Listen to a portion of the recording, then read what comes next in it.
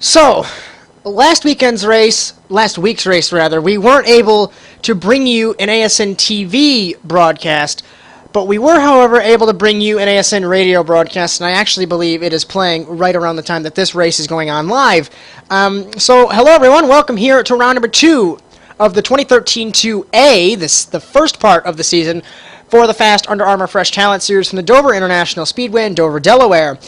As I am Josh Mertz alongside Luke Fleming, Randal Coleman might be able to join us up in the commentary box in a little while, but I'm not exactly sure, as we don't have a lot of time, and I actually have my dinner delivered to me. As the director said, "Your dinner's done." I was like, fantastic, we have to go live in 10 seconds. So right as I do the social media plug here, Facebook.com/Automotive Sports Network, Twitter.com/ASNTV_USA. Join the conversation at hashtag ASNTVUSA. ASN On Demand is YouTube.com/ASNTVUSA. ASN Live is Twitch.tv/ASNTVUSA. And our site is ASNTV.us. And email us at any time for any broadcast inquiries, comments, questions, concerns, or suggestions at ASNTVUSA@gmail.com. We also have ASN Radio. I believe it's Mixler.com/ASN Radio USA. And ASN Radio On Demand is SoundCloud.com/ASN Radio USA. Although I'm not exactly sure about that. This broadcast is brought to you by Java Shot Designs. If you need any painting done for any of your racing interests, contact Adam Sweet at his page at Facebook.com/JavaShotDesigns. Luke Fleming, take over for me. I have to finish my dinner, please. Alright, thank you, Josh. Cars are just rolling off for happy hour, and before we get into that, let's check in on the qualifying results. First place is Daniel Wilson with a 23.316. Next is Nick Dawson with a 23.434. John Poole III has third with a 23.588. Alex Gordon has fourth with a 23.704. Cole Pepper has fifth with a 23.77. Dylan Livengood has sixth with a 23.803. John Whitehill is seventh with a 24.927. And Joshua Hawkins has eighth with a 24.968. And that is your qualifying order. People that did not qualify, I believe, is Hardy. I'm not sure whether he is going to race or not, though. So let's get out there for qualifying.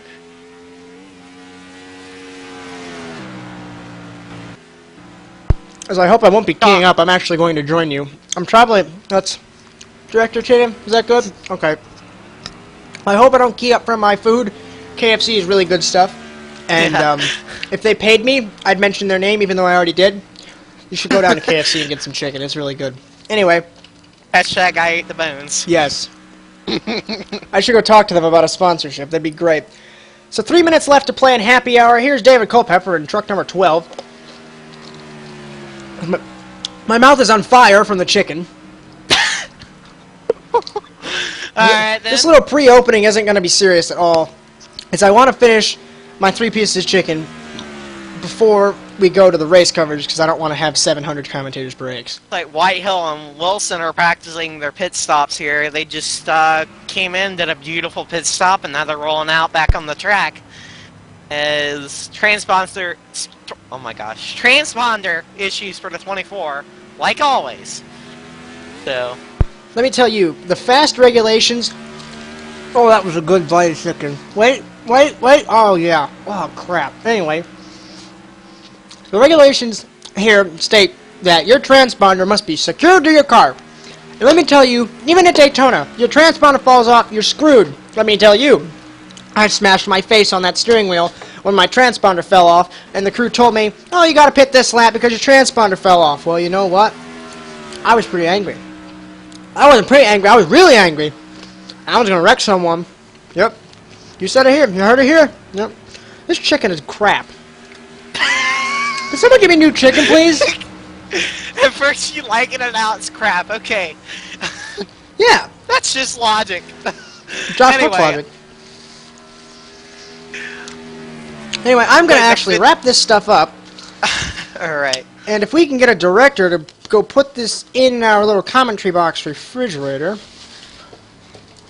that would be fantastic. So that's what we're going to do in this last minute, so if you could take care of that, I'm going to take a hop, skip, and a jump to the commentary box refrigerator, which strangely is outside. I don't know why.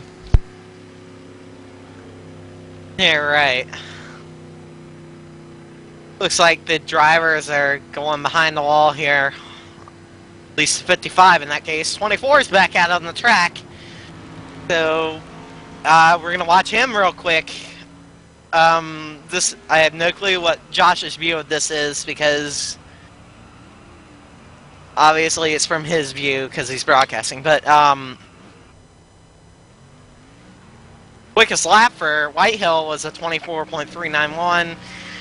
Not particularly sure whether that's just a hot lap or it's the lap, pretty much. And Alex Gordon's coming back onto the track. Why do they have 700 sets of stairs to get up and down from the mobile commentary box? That's what I want to know. Because the commentary box is so high up? Yes. We're not sitting up in the grandstand. If we can get a camera shot, that'd be fantastic. I don't believe we have one. As contact with Whitehill and Livengood in truck number 51. As we're trying to find a shot here of our ASN mobile commentary box that we debuted for the NASA Rallycross coverage in Charlotte. It's a lot easier to keep everything in there than to pick it up and move it. See if we can get it in that shot. I believe it's right at the top of every single shot. If we'd be able to rotate this camera, that'd be fantastic, and I don't think that these cameras show it. We'll probably see it throughout the race coverage, and I'll probably completely forget that we mentioned it. So anyway, we have 15 seconds left to go, and you see Dylan Livengood just pulling it back to the garage. Leading... John Poole the third, spinning off a 2. As I noticed that, as leading this session is Daniel Wilson at a 23.241. Then it was Poole. Then it was the 55 of Gordon. Alex Gordon. Yeah.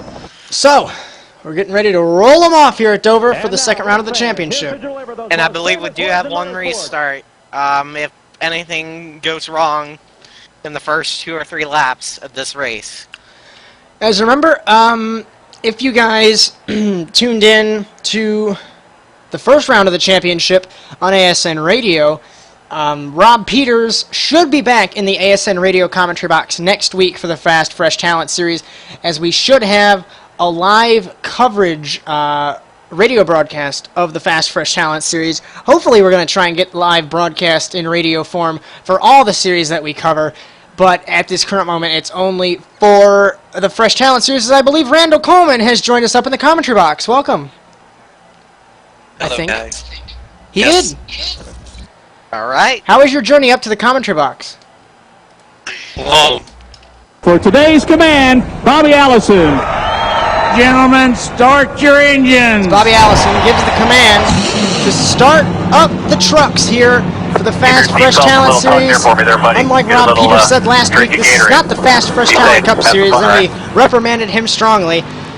Anyway, as Luke went over, while I was busy stuffing my face in a hurry, Daniel Wilson is on pole, as I believe he won last week. On his outside, Yes, Nick he Dawson, John Poole, Alex Gordon, followed by David Culpepper and Dylan Livengood, followed by Sean Whitehill and Josh Hawkins. Those are the 8 trucks. I thought we were going to have about 10 to 12, actually. I had originally thought 9 earlier, but Oh, well. this might be an interesting little race here. As most of the fast races, they don't have the highest truck or car count, but it's still a cracking race, even if you have 7 or 8 cars. We saw that at Iowa, especially. Safety truck is off, and it's going to be Daniel Wilson leading us down to the green flag for 100 laps around the Dover International Speedway. Glad you can join us here on ASN On Demand. It's Josh Mertz, Randal Coleman, Luke Fleming in the commentary box, as Daniel Wilson will lead us down to the green flag as we're green at Dover. 19 got a really slow start there. As around the first couple of corners, we saw Josh Hawkins get an awful start in truck number 19. As down the backstretch for the first time, side by side is Dawson with the 80-year Poole, and Wilson went a little bit high out of the corner as he leads lap number 1. It looks like everyone's getting single file now. Some 2 wide action, but looks like Dawson's staying on the bottom. Wilson is trying the high line, so I wonder how that's going to work. As I wasn't able to pay attention, it seems as though at Dover you carry a lot of momentum. Momentum's key in the trucks, and if you run the high line, you get all that momentum to swoop you around the outside. To the inside is Livengood slipping up the hill, nearly making contact with John Poole. What a save by Dylan Livengood, who just finished racing the National Rallycross Challenge in Charlotte. I'm not going to spoil that, as I believe it went on demand. As around he goes in the 51. I believe as around as the 55 of Gordon as well. Caution is out. Doesn't look like he got too much damage on the car. I mean, he just went around in the corner. As we're going to go back and take a look at what just happened to Dylan Livengood in truck number 51. We're going to take a look at what happened to the 55 of Gordon as well, as it looks as though they were actually side by side, these two. And from the helicopter camera, we're going to slow it down to half speed, and you see the back end just come around. Gordon was not close enough to make that truck arrow loose, and then Dawson clipped the 55 of Gordon. So Livengood lost it on his own, but Dawson slipped up the hill, stabbed on the brakes, it snapped the front of the car, or the truck, up the hill, and it turned poor old Alex Gordon in truck number 55. As we got a jam up in the corner, I believe we're waiting for the safety truck. Yep, looks like it. They're going a slow 15 mile an hour here. Yeah, the So- pace truck had a little bit of an issue coming out pit road there. Here it comes. As you Looks can, like the field is about to follow the pace truck or go in the pit road. so Wilson, Dawson, Culpepper, Whitehill stays out, but the rest of the field pulls down pit lane at an agonizing 35 miles an hour. As you can join us on Twitter at 2chance1, at 24 Randal Coleman, I do believe, and at FL512. So once we get the infrastructure to have those live radio broadcasts, we will be sure to talk and join the conversation with you guys on Twitter. As it looks like everyone's getting 4 tires. Dover's a track to eat tires, although I haven't driven Dover in about a year. And when I drove it, I won a race with probably a millimeter of rubber left on my right front. Well, Daniel Wilson leads him off pit road, followed by John Poole III. And Dawson and Hawkins, Livengood, Yep. Culpepper, and Gordon. The 7 trucks that went down pit lane. Yeah, I think that 24 he'll dive into pit road this time. I think he just wanted to get a point for towards the leading championship. the lap. Yeah. As he pulls down the pit lane, this is going to cycle through Daniel Wilson back to the lead. As he won in Las Vegas to end the last season, he won last week in Daytona to open this season, and he's leading after 5 laps. Granted, I don't want to be like every other commentator and say, oh, he's got such a great shot to win after 5 laps, but let's check the fastest laps here. Actually, it's Livengood with a 23.371. He was pushing that truck so hard, and then he spun it. It's Wilson with a 23.391, and then they've got 0.2 of a second on Nick Dawson. Yeah, I think though as you go, you'll see these guys who run them slower lap times. They'll start to creep up a little bit more and more on the longer run. They're probably saving a lot of their stuff early in the race to make runs at the end. Yep. Is that you really have to save your stuff here at Dover? I mean, it's concrete, the Monster Mile. I'm pretty sure it's. I'm not exactly sure because I don't really pay attention. But I'm thinking it's infamous, or is that Rockingham that I'm getting confused of? Infamous of eating tires away. It is. It is. All Dover track. All Dover is concrete, and it eats your tires up. Goodyear makes their money here at Dover. I can tell you that much. As lights are still on the safety truck, the Ford F-150 safety truck. As we're on lap number 6, they are off. Let's see if Wilson, he will take the outside in truck number 15, as he was running the outside for the first couple of laps here. Yeah, that's an interesting line in turn 1 and 2 there for Wilson. No driver has ran that high all this race that I have seen. But in 1 and 2, Wilson's just way up there close to the wall.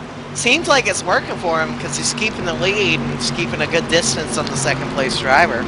As I was mentioning the momentum game is really important here at Dover because you watch the NASCAR races and they come off the high side and they swoop down, and it seems like there's so much momentum gained when you run the high side here. As another transponder issue on the 24 of Whitehill, I believe that was out of shot. So we're coming back to the green flag. We're going to take number lap 8 of 100.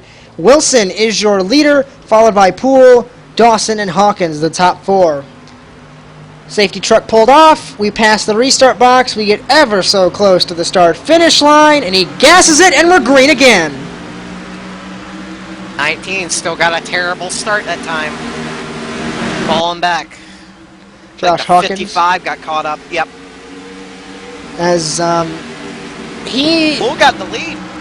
Poole has gotten the lead. We missed the lead change going in or coming out of corner number 2, but look at the high side with Daniel Wilson gaining so much ground on the outside. He swooped around the outside, diving into the first corner. Can he make the truck stick to swoop past and through to the lead? As now Livengood using the outside as well. Poole falls from first to third in one corner. Yeah, I think those drivers run that high side, the faster they go, the more that they can save the gas and all. It's going to be worse on their tires on the long run. I mean, you got that, like, for example, Poole was down on the bottom. Now he's kind of fell back. But I say give it 15 or so laps, and you'll see him way back up there again. As Livengood looked nearly into the wall, or almost. There was about a truck length between him and Wilson and the wall, or a truck width between Wilson and the wall, if I get it right eventually. And he tried to stick his truck in that gap, or he was looking in corner number 1, but I don't think he is going to try it this early on in the race. We are 1/10 of the way through the race. There's your obscure fraction of the night. 1/10 of the way through the race, as Luke Fleming is bursting out laughing next to me in the commentary box. And at the end of lap number 11, it's still Daniel Wilson checking fastest laps. He has taken it and pipped it, 23.283. And if I have to, I'll give you another extra fraction later in the race. Oh, boy. Alright. Side-by-side Gordon with Dawson. Remember those two made contact a couple laps ago.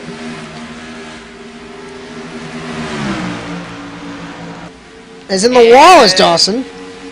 Yeah, that could have ended badly.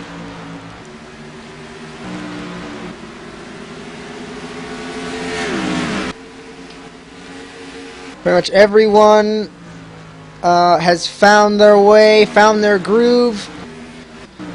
As Josh Hawkins, I haven't seen him. Livengood got into the wall just a little bit there. As Livengood has dropped back from the clutches of Daniel Wilson into the clutches of John Poole. Now they are side by side. Remember, they nearly collected each other in turn number 1, I believe, early on.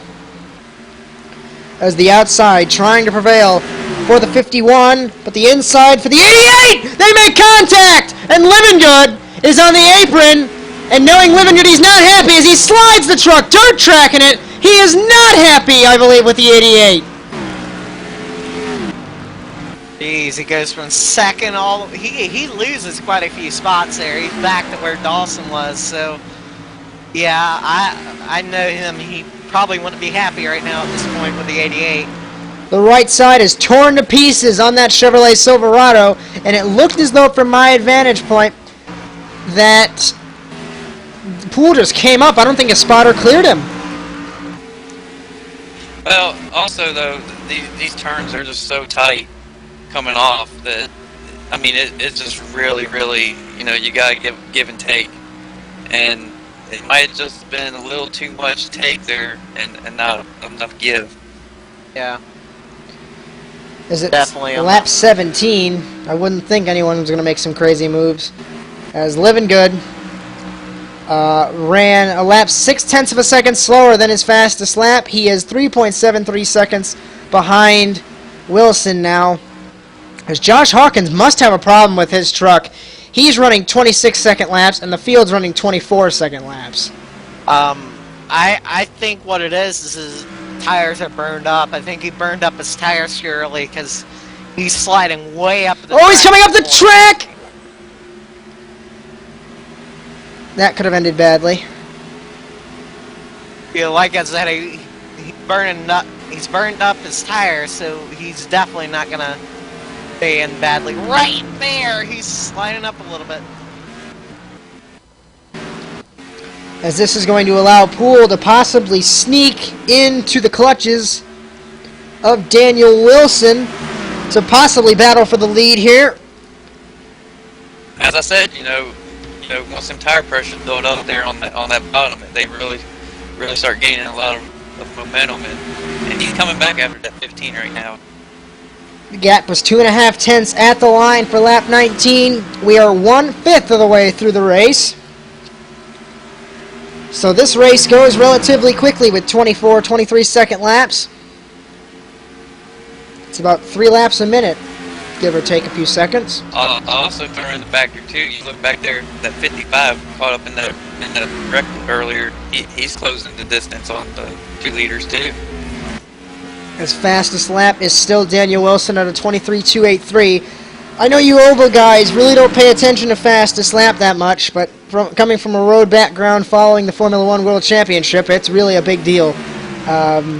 So judging by that, the tires are burning away as telemetry is saying 24 flats for Wilson, Poole, and even Gordon. Pretty much everyone. The top 3 are 24 flat. Dawson ran a 24.45, Culpepper a 24.41, and Livengood has more damage than he possibly anticipated as he ran a 25.123. Right now, he might just be banking on a yellow, hoping that they can go in under yellow and get that damage fixed. Yeah, that was what I was about to say too. Look, when he did that save, he did a good job of not getting any more damage than it was, because he could have easily spun out, but he was dirt tracking it through that corner. So, as we did plenty of dirt tracking in Charlotte. Yes, we did. Oh, and I believe that race premiered just a few moments ago on ASN On Demand. For anyone who is interested, well, technically that premiered yesterday, but anyway, it's a cracking race. Next week is St. Eustache. Program note here while everyone's sorted out. Program note, either Monday or Saturday after that race. The race is Sunday, and either the Monday or the Saturday, there will be coverage of round 4 of the NASA Rallycross Challenge. All depends on my schedule as ASN decides to only send me to Canada to cover the race. ASN On Demand, it will be up at 8 p.m. Eastern Time either day. Check the Facebook page for more information. As Poole is battling with Wilson, as Hawkins will get lapped for a second time, I would think, as he goes on the track again. Oh, man. I'm just going to not mention something. I'll tell you what, them 2 leaders up there battling, Alex Gordon, he's closing. He's right there. As Gordon, yeah, there's about 2.5, 3 truck lengths between him and Poole, and it's about a 1 or 2 truck length gap to Poole from Wilson. As Poole waiting in the wings, waiting for someone or why would I say someone or something? Waiting for the tires to burn off on Daniel Wilson's Peak Toyota. Alex that Gordon trying to take a peek on the high side. That 19 has burned his tires up. And I don't think he knows when the leaders are coming up on him or not. But here comes Culpepper right now going by him. See how that goes. He clears them, so. But I think the 19 just burned his tires up a little too much. That's why. Is in the wall is Gordon and truck 55.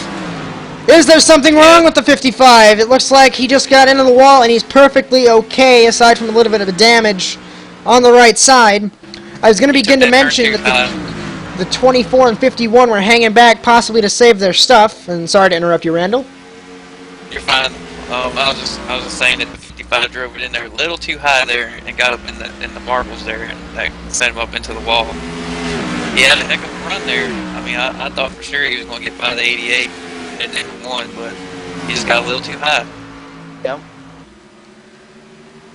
Like 88 trying to bottom, he's inching slower, slowly but surely up to the 15 of Daniel Wilson. So we are about to have maybe a possible lead change, but we'll see.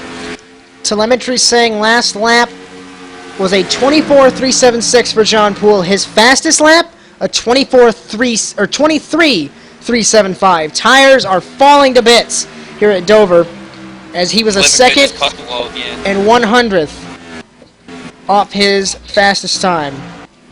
Livengood's really starting to struggle. He got the wall again there, and the 24 went around him. Looking from my monitor here, it looks like the right side's pancaked on that Chevrolet. He's probably begging for a caution flag, so his Revolution Racing mechanics can probably try and fix that. They have plenty of experience fixing damage, as in rallycross. You have a bunch of beaten and battered cars after every single heat, so they're better than they used to be because of the rally experience, and I know they'll be able to fix that car as best as they can, as it looks like we have a battle for the lead as Wilson held the high line through the corner, and he's going to shoot past via the momentum, as I mentioned earlier.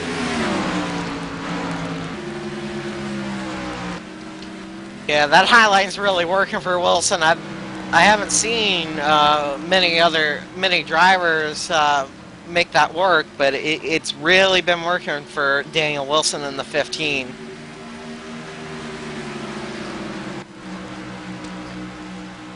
As he's slowing down just a bit, as Gordon overdriving the corner. I think he doesn't realize that his tires are burned.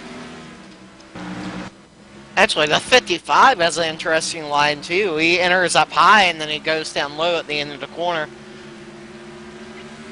That's a really interesting line, getting the runoff, and here he goes for second with Poole. He got a huge run off the top side, and he's going to easily clear John Poole. As I was going to mention about that line, you go in really, really wide, you cut it down to the bottom, you still get all the momentum, but then you are less likely to clobber the wall off the corner. So let's see if John Poole can take the fight to the 55 of Alex Gordon off of the final corner. No, he cannot, and it's multiple truck lengths gapped between Gordon and Poole. So now Gordon can push like mad to try and possibly take the lead as we are on lap number 37. Tell you what, that's an amazing comeback for 55 there. Got up there and the loose stuff, hit the wall, and here he goes for the lead. As he's going to try Here it. he comes under Daniel Wilson. He couldn't take his normal line through the corner, as Wilson was there, obviously, but he's about a half a truck length back. Will he cut to the inside? He's going to run his normal line, get the run on the outside, nearly close, nearly hitting the wall. Cutting to the inside is Alex Gordon, but it looks like he lost ground to Daniel Wilson. Yeah, so far it looks like his best turn is right here in 3 and 4. That's where he's really, really gaining. And then going to pass Livengood. Yeah, Livengood going a lap down now.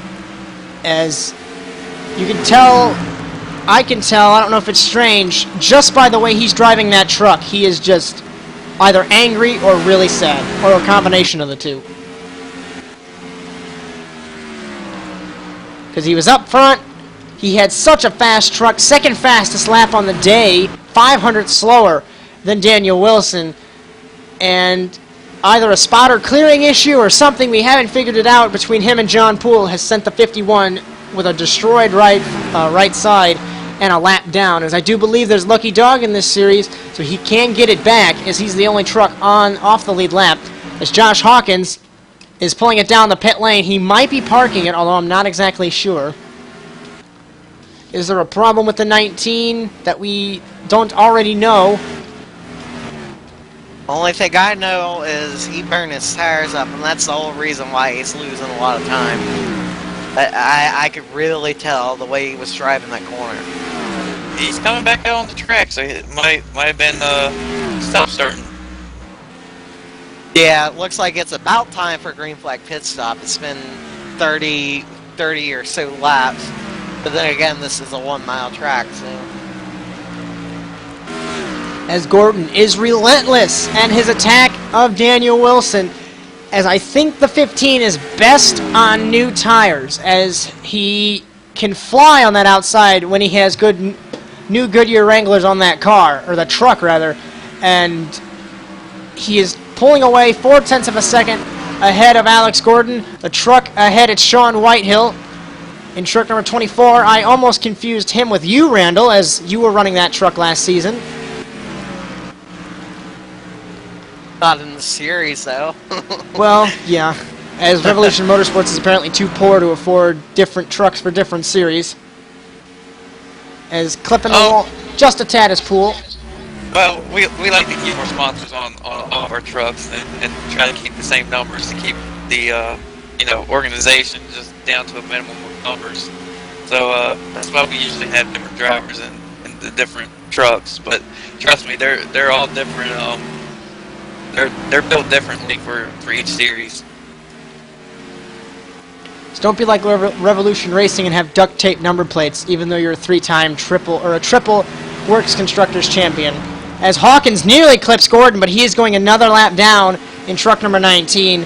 As I believe there might be, aside from the tires, there must be something wrong with that truck internally. I have damage on it. He hasn't been fast the whole day. It's a shame to see him struggling, but they'll pack up after this race and focus on next week and hopefully come back with a little bit better result. Yeah, a lot of these drivers during practice were saying that it was really tight, and I mean, I went out there and took a couple laps myself in the 75 Ford Fusion. Ford Fusion in a truck series. I'm sorry. Luke Fleming, everybody. This guy's sitting next to me in the commentary box, and he doesn't even know what he's driving. I'm sorry.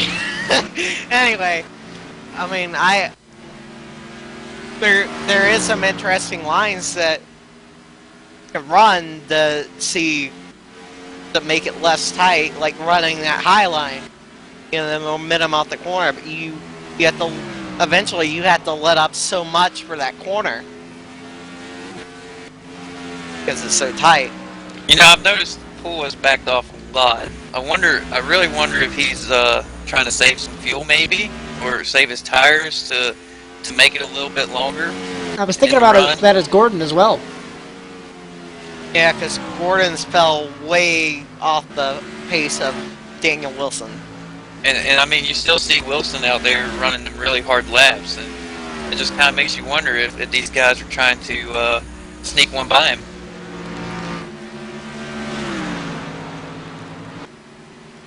Livengood about to be put a second lap down as crossed flags being put out already halfway through today's race at Dover. And it's been a clean race. It's been an entertaining race, and we still have half of it left to go. So Nick Dawson's getting ready to go pit. He's ran 46 laps on that set of tires.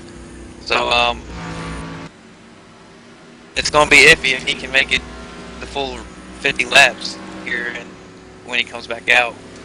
It's all about strategy here at Dover as the 25. I believe he runs for you in this series, Randall. Yes, he does. So the Revolution Motorsports crew jacking up the right side of that truck. David Culpepper in the Ram, pulling down to pit lane as well. As the Revolution crew pitting that 25. As Culpepper in the pit lane as well. Josh Hawkins 7 laps down. And down in the pit lane is the third Revolution truck of Sean Whitehill.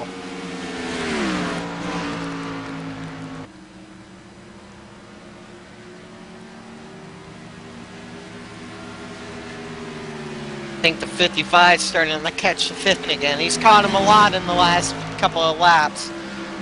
They may be pitting in a little bit here. As Gordon now going to push like mad. He saved his stuff for this last little bit, trying to get the best in-laps that he can, and they are both pitting in the 15 and 55. I believe they're teammates for 7 Key Racing. Although Gates coming in too. So Poole is pitting as well. So the 3 leaders down the pit lane. Was there a problem with Gordon's truck? He pulled down just a tad. As you want to keep your speed right at 35 to make sure you don't lose any speed as they pull down. Let's see. Dawson is back on the lead lap. He is now behind the 3 leaders. So let's see if Dawson, I don't think they can, but let's see if he can come out near the leaders. Let's pay attention to Daniel Wilson as the 15 crew drops the jack on the right side. They're going to run over, jack up the left side. Let's find Nick Dawson. And it looks as though, timing and scoring updates, was he 2 or 1 lap down? I think he was 2 down. Then never mind. My complete anticlimactic thing just fell to pieces. As I thought he was 1 lap down, but timing and scoring, as it's been doing for the past 3 months, lied to me again. So Wilson still leads, followed by Poole, and followed by Gordon. So Poole beat Gordon off of the pit lane. Yeah, Gordon was going really slow down the pit lane, and that to me is what lost him too much time to gain. So he's got to go now, or just hope for another yellow so they can catch back up again. Livengood pits in truck number 51, and the Revolution Racing crew, trying not to get confused between motorsports and racing. They're 2 different separate championship-winning organizations, as they, with their rally experience, are going to try and fix that truck. He's coming for the lead. The 88 just got the lead. And I missed the lead. Wow. See, I pay attention more to lap trucks pitting than I do the lead. As I was going to say the 88 had a really good pit stop. He came out, and once they crossed that line, he was only 1.5 seconds back. And I mean, from going from 5 seconds to 1.5, you know that guy was on a mission there. Oh, Culpepper's going a lap down. He's pushing like mad, and would you think that Wilson's going to say he saw what Gordon and Poole did? Do you think he's going to save his stuff and wait until the very end? It's hard to say. I can tell you right now that 88, he just ran his fastest lap of the race that last time by, and he's trying to check out.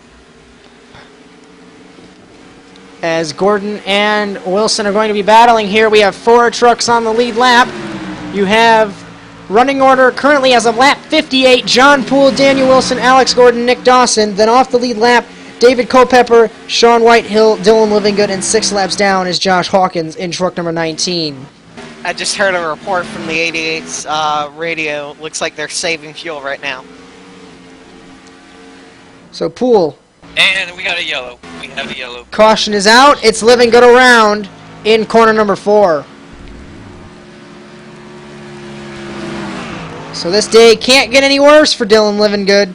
Coming off the win in Charlotte, coming back to stock cars, and a very rough day for Dylan Livengood in truck number 51 as the field winds up behind the safety truck. Let's see what happened to Livengood in the 51.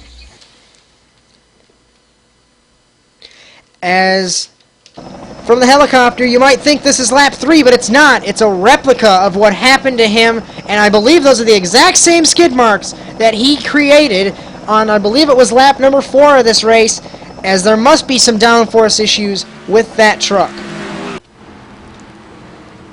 Now, who do you think there's going to be pit stops? In my mind, I yeah. say it will be. If the 88 were trying to save fuel, more than likely, they're probably all going to pit, and they'll probably be good to go then. Looks like the top 4 is pitting on the... Yeah, top 4 is pitting. Lucky Looks Dog. like Culpepper got the Will lap be back. Culpepper. And I believe Whitehill is getting the wave around. Is there a wave around in this? There has to be, because Whitehill's flying around the pack. Okay, then it must have been... Okay, it must have been Whitehill that was the lucky dog. So we'll see. Livengood's ahead of the field. And if he takes the wave around, can he take as many laps as he can get under the caution flag, or only 1? I believe that Livengood is going to have to park. I believe that was the second caution. I forgot about that. Yeah, 2 cautions is a park in this series. Has always been a regulation and fast. I was once succumbed to that. Pocono. It wasn't very fun. I once thought it was 3 one race. We all have our blonde moments, you could say. Yes, we do. We're all human here at ASN. We always forget things. Josh Hawkins on the apron. Something still wrong with the 19, I would believe. And I believe your leader is going to be Culpepper as he is staying out. This will be interesting. As Livengood's not parking yet, so we'll see what happens as the field winds their way around the safety truck.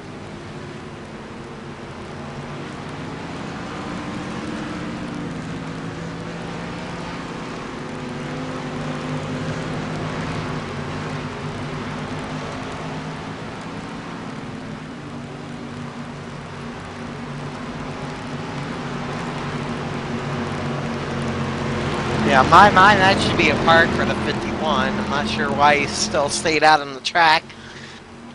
So, I'm trying to check with the two race directors right now to see what's going on there with that situation.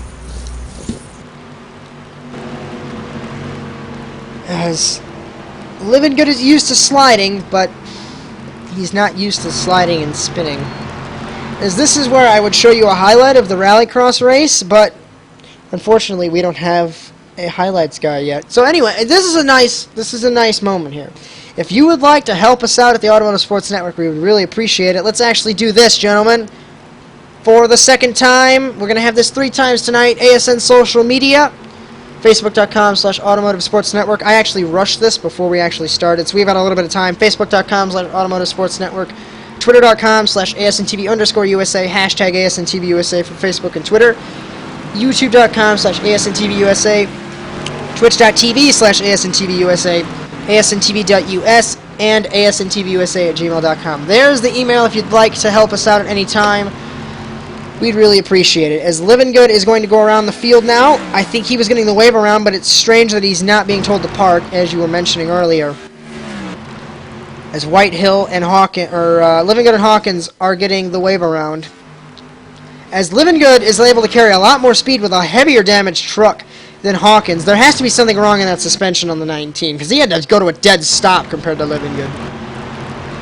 yeah. Definitely. Looks like Culpepper's going to take the bottom this time. We'll see if the 88 can get a jump and get around him on the high side and kind of pull away from Wilson and Gordon. In my mind, I think that was the bad move for the 12. I don't think he might not have seen the high line going, so maybe, but he'll see it this time. It's up there. Green flag as he gets an awful restart as we begin lap 64, and that's going to propel Poole right back to the lead. Gordon's going to go right on by. Oh, they're 3 wide. 3 wide with Dawson, Wilson, and Gordon as they make contact, and into the wall goes Daniel Wilson. Oh, 3 wide. That was not a good thing. 3 wide on the Not a good restart, idea there. and I believe the truck who has led most of the laps already tonight, Oh, Alex Gordon got into something. and Gordon's in the wall as well. So Poole is leading. Culpepper, Livengood's around, and Dawson drives into him. That was strange, although I'm pretty sure he couldn't get the truck turned. So, In my mind, that shouldn't have happened. we have a couple of 51 replays to should have take been care of here. parked. Yeah, we do. The 51 should have been parked, so in my mind, I don't think the 25 should have gotten screwed over like that. No, I don't know what exactly is happening, but he did cause 2 cautions. So from the restart, we're going to focus helicopter camera on Daniel Wilson.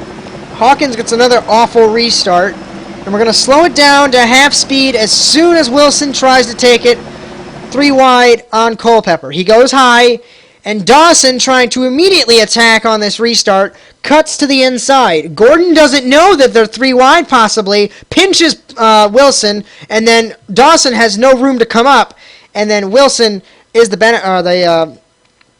the tough break award receiver, as I was saying another word, but my vocabulary fell apart again.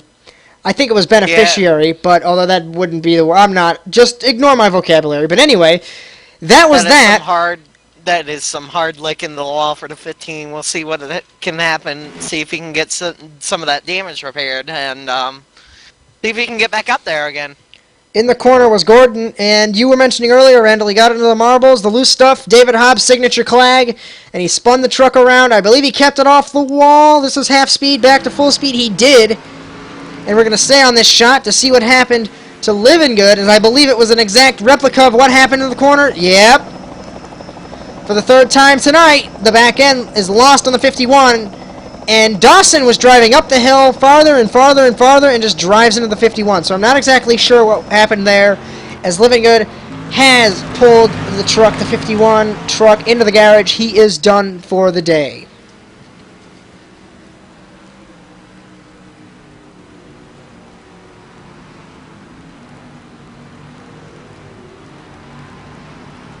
Yeah, it's such a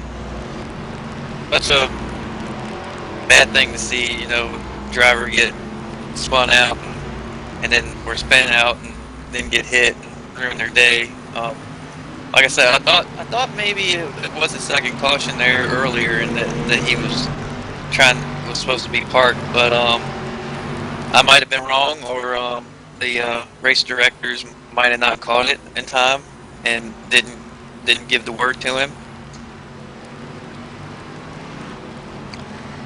As John Poole is your leader, and I'm going to admit there was multiple times that I almost called the 88 Sean Whitehill via timing and scoring, because he's been in the 88, I believe, for the other series here, but Poole runs the 88 in this series. And nobody's going to pit, so everyone's going to be on equal footing, and we have 6 trucks on the lead lap. Pick your winner. We're coming to 30 to go. I'm gonna have to pick the 88. I mean, yes, he runs for my team and all, but he had that amazing pit stop and got out there and pulled away from Wilson and Gordon there early, and or there in that last run and trying to save fuel. But now that they're on the same even base, and I'm sure Wilson has a little bit of damage, I think he's gonna be the guy to beat. Is Culpepper saving fuel? Yes, he is. That's I'm going to root for the 55 of Alex Gordon. I think that interesting line may pay off at the end there, because he was getting such a run on Wilson in 3 and 4 during the one portion of the race. Culpepper is saving fuel. Culpepper's saving fuel as much as he can, as we have 7 trucks on the track. I do believe. Where is Josh Hawkins? He is running around the track trying to get back to the pack. So it's Poole, Culpepper, Dawson, Wilson, Gordon, Whitehill. I really hope that Daniel Wilson's truck isn't that badly damaged, because he was dominating this race early. Safety truck is off. Your leader, John Poole, coming to 30 laps to go. Here at Dover, the green flag is out, and another awful start from Culpepper, and a lightning start from John Poole, and that's going to hold up Nick Dawson in truck number 25. So far, so good for the 15. He's keeping up with the 88. Shot around the outside. He knows it's go time. Nearly hitting the wall is John Poole. And Gordon's weird line. He hit the wall, but he had such a huge run coming off of corner number 4. And you saw that. He closed up from a truck length to the bumper of the 15, and I don't think the damage was that bad, or the mechanics were able to fix it. So either way, applaud the 7 Key Racing mechanics, as they have gotten the 15 back into contention for this race. And if I was just randomly watching a race, I wouldn't call this a Dover race. This is almost like a super speedway. And Yeah, Alex. Sorry. Hi, Dylan Alex Livengood. You Gordon's joined us really- in the commentary box. Yes, after a terrible blown tire incident that sucked. Anyways, as I was saying, the 55 Alex Gordon's really using his weird line to his advantage. He's being able to not wear the tires down as much as the other guys out there, because tire wear is huge out there right now. He's able to bring it in to the corner low and then get the grip up high where he needs it and be able to bring it back down low, and it really cuts down on tire wear, and that's where, you know, it's giving him a little bit of an advantage right now. As we were mentioning, obviously Dover just eats away tires, and you were mentioning that it conserves tires. Someone who is not trying to conserve tires is apparently John Poole, as he's trying to pull away from the field. They're running, they saved the tires, obviously, under the caution flag, and they're running pretty much the exact lap times that they were for the fastest lap of the race. They're about a tenth or two off. As Poole, Wilson, Gordon, your top three. Poole got the ball. As the two Here comes Revolution Wilson. teammates, side by side. Here comes Wilson for battle the lead. for the lead. Daniel Wilson with Poole. Poole on the outside, trying to fly around the outside. Is Poole in the 88? But Wilson holding strong on the bottom, but the momentum is going to hurt him as here's Gordon flying on the bottom because of his unusual line. Can he get the pass done? Down the front straightaway into the first corner on lap 75. He's trying. Wilson on the outside, powering the teammates side by side. Outer corner number 2, and Wilson holds the spot. Good battle. And see where that line is going to hurt Alex Gordon is right in the center of the corner when he's side by side with someone. You saw when he got up beside the 15, he had to let out of it so he wouldn't slide up into him. It's a dirt track line. We call it diamonding the turn. Entering low, going high, and exiting low. But when you get side by side, we're at Dover here, there's no dirt. You can't really put a slide job on someone too easily. Well, I wouldn't say that. Mertz. Well, you said too easily, but you're going to probably see a slide job late in the race here as Gordon trying his hardest. I do believe they're teammates, but he's going to try his hardest to pass the 15 as they're nearly tandeming, so you could say this is a super speedway. In the wall is Gordon in truck number 55 as he gets passed by Dawson. And now it's going to be a battle between Poole and Wilson. We are 38/50ths through this race. Wow. Another obscure fraction for you. Told you I was going to get that. Anyway, Did you really just do that? Yes. Oh boy.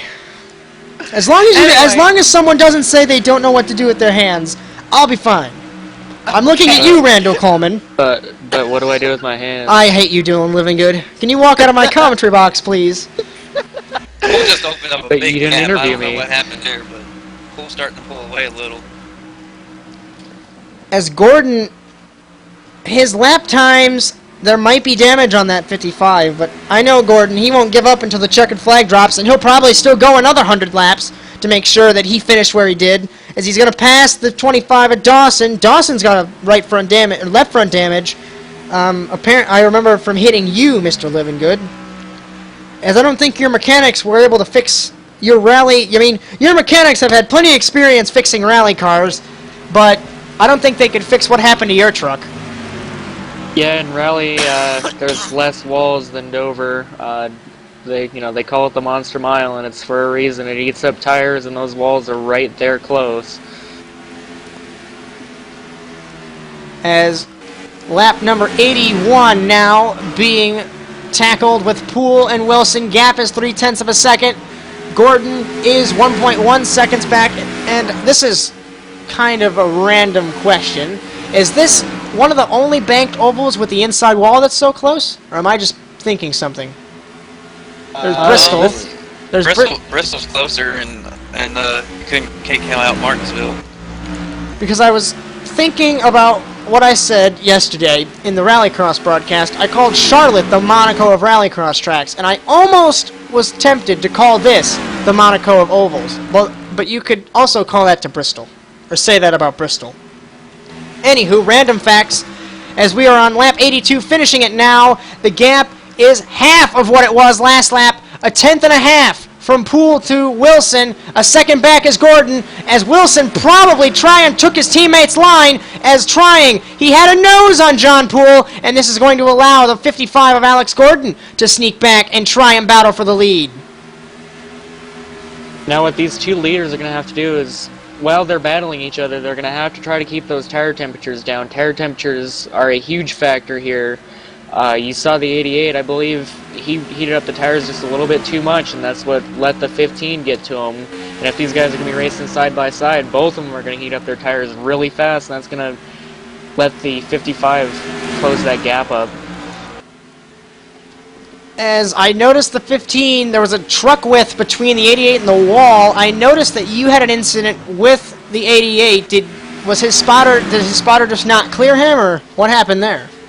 It's really hard to find grip after a couple laps coming off the corner, and he just lost grip and came up into me, and it was Comes Wilson fine. on the outside, guys. Tried the outside, never the mind. center of the corner. He gets such a huge run, and it seems like right after that, his run just completely falls apart. As he tries it again, nearly hitting the wall. As that's a I think strange what's line. happening- I've never seen people run the outside at Dover before. And the 15 is all over that 88. Yeah, what's happening right now is that 88's getting a huge run from center out, but he just has nowhere to go with it. His last lap was a 24 flat. They both ran 24 flats, as nearly hitting the wall again is Wilson. As he tries it, he had a bumper. He's going to maybe cut to the inside. No, he thought better of it on lap 87. We are closing down to the final laps here at Dover, as it's all up to John Poole or Daniel Wilson to take the lead, or if these two get side by side, Alex Gordon in the 55 can sneak up and possibly take the lead. As it seems Notice how like close. Wilson gets a notice how huge much- run and then he can't go anywhere with it, as you mentioned a couple laps ago. Yeah, notice how close to the wall the 15 gets compared to the 88. It seems like that line does help him get up there, but you just can't get a nose on him because, right, you have nowhere to go with it. And if Wilson wants to win this race, he's going to have to try pass and pull low, because there's going to be no passing pull up high. As you see, he just shuts the door every single time. He's going to have to try to, duck low at some point. It's really dangerous to try to make a pass on the high side coming out of these corners. As you experienced, although Poole lost grip like you mentioned, but it's still kind of the same concept. That's exactly why it's dangerous. My question is, with 10 laps to go, is Wilson even going to try the bottom? Because as we've seen the whole entire race, he just ran up there. It looks like they're bump drafting into the corner. I've never seen him go to the bottom once this whole entire race. And when he did, he kind of fell back with Culpepper there, missing that shift on the restart. He's taking lessons from his teammate. It might pay off here, because he's really going to have to shoot it low. He can run the high line for most of the corner, but if he shoots it down low, he's going to be able to at least get a fender on pull. He's probably not going to be able to clear him into turn one, unfortunately, for him. But Lap 91 now. And I believe it's 10 laps to go, and I'm going to try not to count with my hands like I normally do.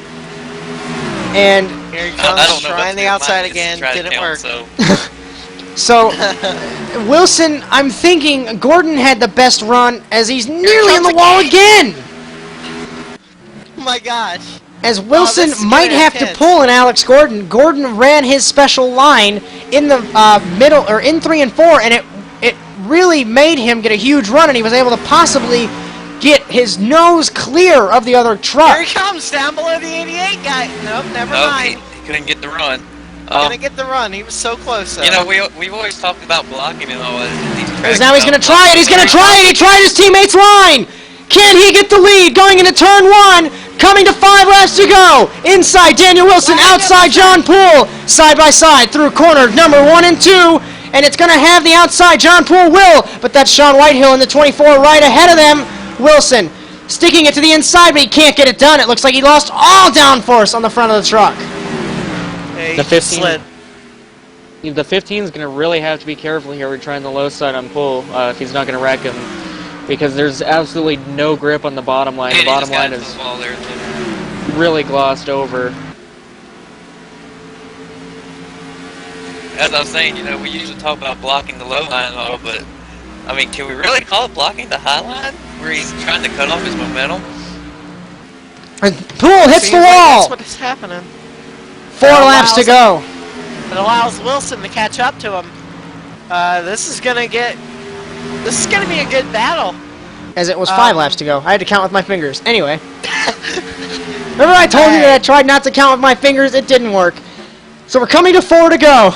And it's the John Poole versus Daniel Wilson show in the Fast Fresh Talent Series.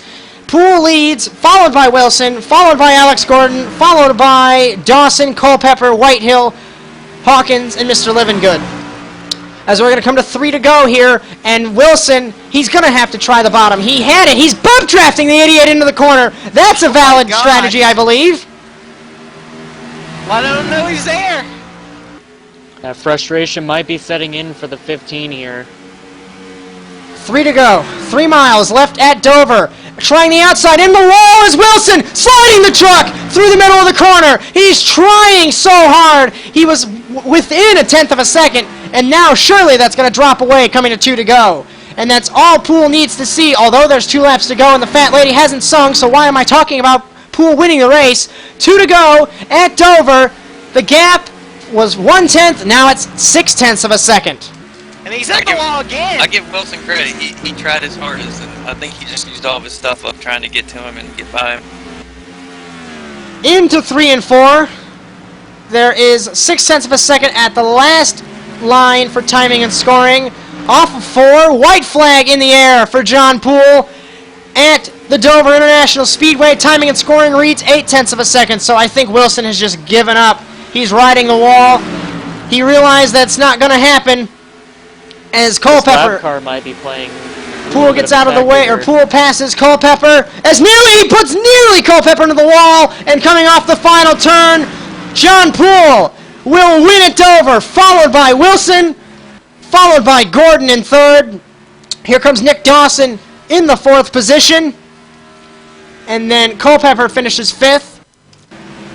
6th is Sean Whitehill in the 24. They're all on their own laps. 7th is Josh Hawkins, and 8th is Mr. Dylan Livengood. As that was quite the battle between Poole and Daniel Wilson. Yeah, I'm surprised at how that went. The 15 was all over the 88 for those last final laps. It was a really fun battle to see there, and it definitely paid off for the 88 in the 15 because they both finished 1-2. But man, what a good job for keeping it clean there and being respectful to each other. That was really good racing right there. Poole burns Great it down. So we are going to have a chat with Daniel Wilson in, actually no, Alex Gordon, actually, my mistake. So Alex Gordon, you had such a strange line, and I would have thought that you could have won that race, but it was not to be. You know, if my truck would have had 8 tires on it there at the end, I think we would have been alright.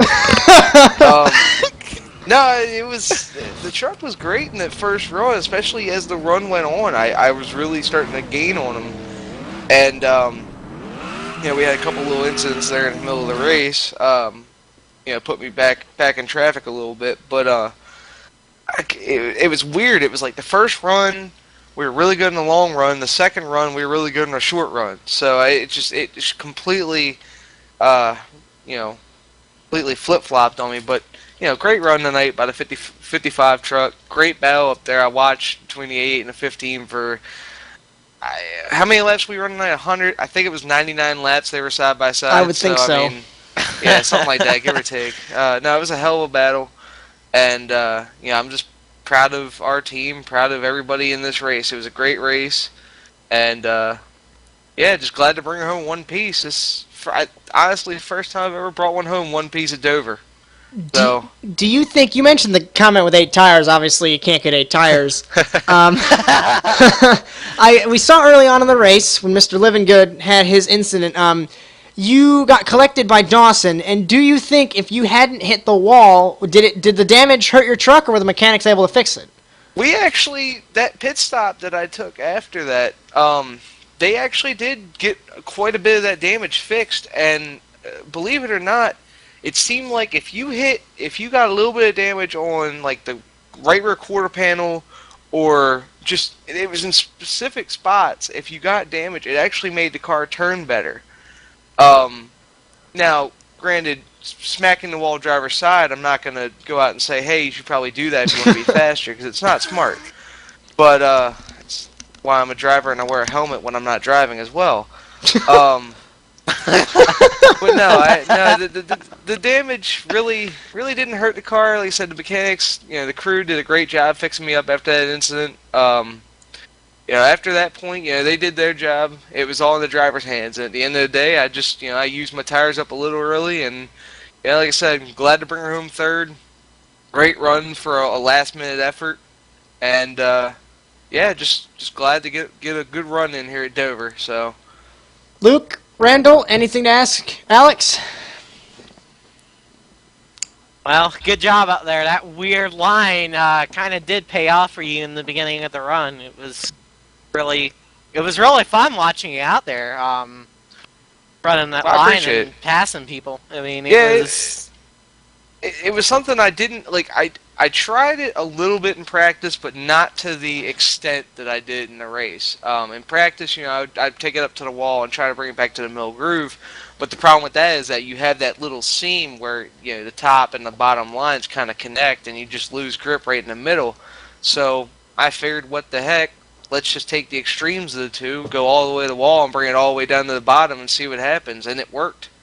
And I really truly believe if I would have had a little bit left on my tires there at the end of that run, I would have had something for them, as I proved early on in the race. But like I said, glad to bring her home third. John Poole deserved that win. He drove his butt off the entire race. Daniel was up front the entire race. Just great battle all day during that race. And it looked like Wilson followed your line once when he was trying to pass Poole there. He dove under. Almost had I it. think it was almost had it. And almost he had just it. lost it. It's it's just there's so much more grip on the outside that you get used to run up there, and then you try to drive it in on the bottom, and there's just no grip on the bottom compared to the outside. You're basically just having to wheel it. That may be good to know when we go on other cars here for like Up Series and the Performance Series. Yeah, absolutely. The outside's definitely the way to go. But I mean, if you have a strong enough run, or if you have an interesting line like I was trying tonight, you can pull off passes on the inside. It is possible. Just don't try to dive it in there on the inside like I tried a couple times and almost washed up and took out. I think it was Nick a couple times. I dove it in on the inside, and I was white knuckling trying to steer it off of his truck, and appreciate him giving me a lot of room in those situations, because any other time that probably would have been a 2-car incident. So like I said, just great race from everybody. I know we had a couple incidents here and there, but just everybody did a great job, drove smart, clean race, good battles all over the track. Just great race to be a part of, and can't wait to come back. As I don't think Luke or Randall have anything to ask, I have nothing else to ask except, well, Randall? Wait. Okay, my bad. I told Alex here before the race started that if he brought it home and kept it in one piece, that he'd get one of my mother's finest chocolate chip cookies. Yeah! So, I'm sure that'll make him happy. I was driving it. I'm not even going to lie to you, Randall. I drove that entire race with that as my inspiration, so I appreciate it.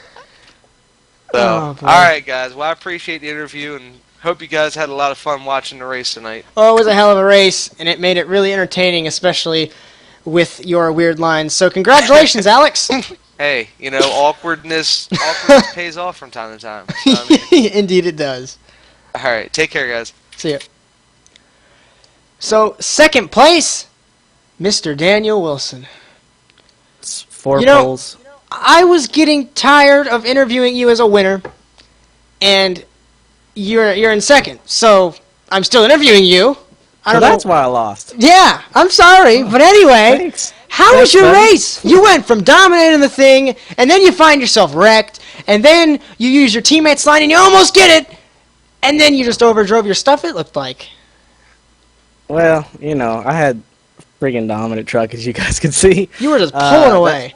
That high line was pretty awesome. The main thing with tonight's race was saving your tires, and I wasn't even pushing it, maybe 50% that first run, even though I had the lead, and everything. I was just riding up there, and made our pit stops. Everything looked peachy still. Caution came out. I was like, well, crap. I really wish it went green all the way. Then we got 3 wide on the restart, and I knew that was going to be horrible. Got that front end damage. Yeah, got that front end damage. Restarted, and I flew off that restart. I wanted to get to the front as quick as possible. Got behind second. I rode and rode and rode till about 5 to go, and then I really pushed it and just warmed the tires up a little bit. Got in the wall 2 or 3 times, and I couldn't get above John, and that's If I could get above him, I would be able to pass him. But I tried going down low, and there's just absolutely no grip. As this is probably going to make me sound like an idiot if I'm wrong, but I think it was the second to last restart where I think it was Culpepper. They got an absolutely atrocious restart, and then I think it was either you and Gordon or someone else with Nick, which when you were involved in that wreck. If I was right, I hope I'm right. But anyway, if you were involved in that wreck or I'm hallucinating, take us through that. Although that probably No, that didn't make any was sense. me. That was me. Like you said, I started in third. Culpepper was, I guess, the leader, and he had the inside line, and he did not get going as he got off the start okay, but then when he got in turn one, he got loose and wiggled, and so when I saw him wiggle, I thought he was gonna loop it around, so I wanted to slow down a little bit and go a little bit higher, prepare myself for him to self spin there, and I went up, got beside Gordon, and then I guess Nick just saw an open spot there and gunned it and went for it, and then we're 3 wide exiting turn 2, and there's not room for 3 wide. It seemed as though I was going to ask this to Alex, but I never got the chance. It seemed as though you were in the middle. I'm going to say it seemed as though for the third time, but Gordon, guys were 3 wide. You're in the middle, and Gordon's trying to get off the corner. Maybe his spotter didn't tell him you guys were 3 wide, and he came down and then ran into you, and then Nick had no room coming off the corner. I really don't know. I just know it was really, really tight. You were driving along, then you see the wall, right? Yeah, I mean, it was like a funnel. Everything's peachy in the middle turn, and then it just funnels down, exiting, and there's just not room. So I know my car made contact with Nick. I don't know if it made contact with Alex, but it just hit the wall after that, As I'm looking next to me, and our friend Randal is taking off to victory lane. So, Luke, do you have anything to ask Daniel? Good race, but I mean, I saw your teammate Alex doing that weird line of his. It seemed to be working for him, and I thought I saw you try that once when you were trying to get by Pool there at the end, and Are you talking about that extreme high line where you're a few inches off the wall? the extreme high line, and then he'd go way low off the corner. That's how your teammate was running the line in the corner for I think it was the whole race. for some of the race. Yeah, Yeah. the whole race. Well, I tried to go low because he would absolutely not let me pass him up high, and I tried to go low to pass him off the turn, but when you get down there, there's just no grip, and you lose all your speed. Yeah, it's Gordon was talking to me about that too when he was being interviewed, and well, good race, but I would have liked to see you win there because you were right on the 88's tail that whole. Yeah, I was tandem drafting with him at Dover. Yeah, we made that comment. You're going into the corner and you're bump drafting him, and it's like, are we at Talladega or Daytona, or are we at Dover? I was letting him know I was there, and I wasn't gonna wreck That's him. what I originally I'm thought. letting him know I'm here. I was hoping he'd wear out his stuff a little bit faster. Oh boy. So Now, I do have a question here really fast. go ahead, Livengood. Daniel, we saw that you were able to save tires pretty well that second run after the caution came out. The caution came out really early. Did you think that there was going to be more cautions like that, or did you think it was going to open up into a long green flag run there? Because we saw you make the decision to, save tires. How early in that run did it come? How early did I start saving tires? Yeah. Once I passed turn 2. Once I got in second, I started saving. I was even if it wasn't going to be a long run, I still wanted the absolute max amount of tires that I could have. Tires on your tires? Tires on my tires, yeah. Oh boy. So Randal is off to victory lane. So Luke, you already asked what you had. Livengood already asked what he had. I have nothing else except for congratulations, and I believe you are still the points leader, but I don't have points in front of me. Congratulations, Daniel. Thank you. And hey, next week you better not be hoping you don't interview me for the win now. You didn't hear that from me. Now get out of my commentary box! No, I'm kidding. Thanks, guys. So, we're going to throw it down to Mr. Randal Coleman in victory lane with his teammate and winner, John Poole. All right, I'm down here in victory lane with the driver of the number 88 National Guard, John Poole III. John, just explain to all of us what was going through your mind in the final 10 laps holding off Daniel Wilson. Is he gonna turn me? Is he gonna pass me? Is the car going to break? I mean, just so many things were going through my head, and I just started to tunnel vision, to tell you the truth. It was bad. So, for most of the race, you kind of just laid back and saved your tires there. Towards that final run, did you just decide that it was all or nothing and decide to go for the win? Actually, I was running my hardest in that first run. Just got in with the wrong line. That outside line, once you got up there, it was like the Gen 6 effect. You couldn't get by anybody. So I took what Wilson was doing and just copied him that last run and just went, and it stuck, and here we are.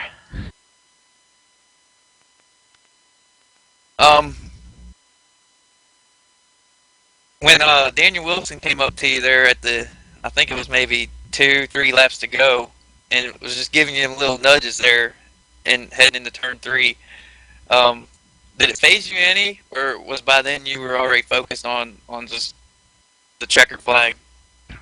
It really, I noticed it, but it really didn't phase me at all. I just kept going. I mean, if he turned me, he turned me. That's how much I was not even paying attention. I wasn't even paying attention, to tell you the truth, just straight ahead. Not even worrying about him. I will say you definitely ran a heck of a race there, especially there at the end. You start running that high line and you took it away. You took the lane away from him that he was running, and made it really hard for him to pass you.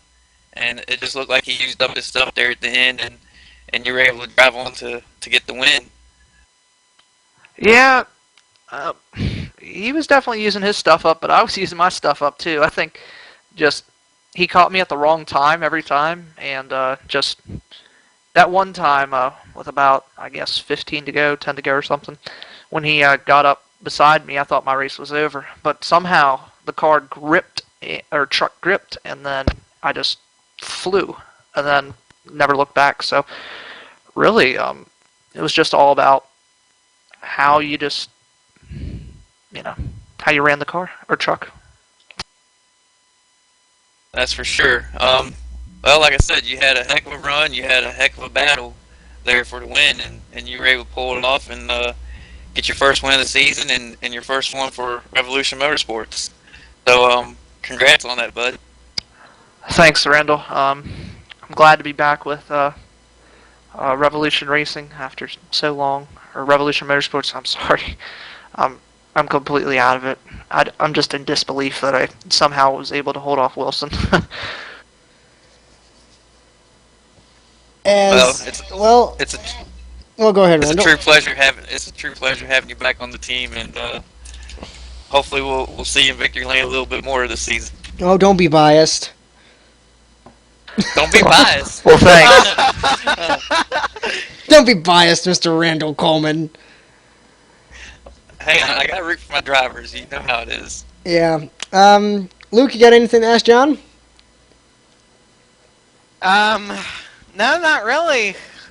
Seemed like for the first part of the race, it was the Daniel Wilson show, and then it looked like he took advantage of it after he got wrecked with the 3 wide incident there, and from there on it was your race pretty much, because yeah. That wasn't even a complete statement. Luke, the only guy sitting next to me in the commentary box is Luke Fleming, and I have to deal with this people. Never mind. That's another story for another day. Anyway. I will say one more thing. John, if I was you, I'd take off running, because I'm sure a happy Nathan Curtis is somewhere hiding with you representing that 88 this season for him. And, oh, boy. And him. Run. He can cry in the corner for all I care. I'm the new driver of the 88. Oh, I'm sure he's coming to hug you or something. Because he wanted to see you run really well. Fuck. There's an audio issue with Dylan Livengood's microphone.